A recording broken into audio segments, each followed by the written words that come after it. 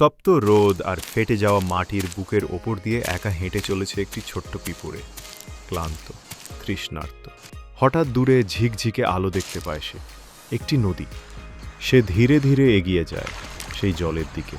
সে জল পান করতে শুরু করে, আর ঠিক তখনই একটি প্রবল স্রোত এসে তাকে আচমকা ভাসিয়ে নিয়ে যায়। চারদিকে শুধু জল, বিশালতা আর নিঃসঙ্গতা। দূরে এক গাছের ডালে বসে আছে একটি শান্ত সাদা ঘুঘু। তার দৃষ্টিতে আছে মমতা, কৌতূহল। ঘুঘুটি তার ঠোঁট দিয়ে একটি শুকনো পাতা তুলে আনে, আস্তে করে নদীর জলে ফেলে দেয়। পাতাটি ঠিক পিঁপড়ের কাছে গিয়ে নামে। পিঁপড়েটি এখন সেই পাতার ওপরে বসে আছে, নিঃশ্বাস নিচ্ছে ধীরে ধীরে, আকাশের দিকে তাকিয়ে আছে। একটা নতুন সম্ভাবনার আলো যেন তার গায়ে এসে পড়ে।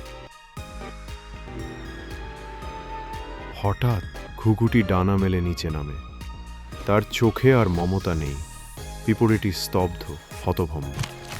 এই তো নতুন করে বাঁচতে শিখল, আর এখন আবার বিপদ। ঘুঘুটি এখন পিঁপড়েটিকে ধরে ফেলেছে তার ঠোঁটের ফাঁকে।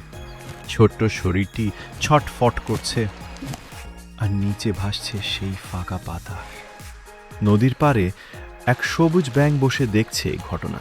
সে তখন বলে, সবাই কিন্তু নিঃস্বার্থভাবে উপকার করে না। হ্যাঁ,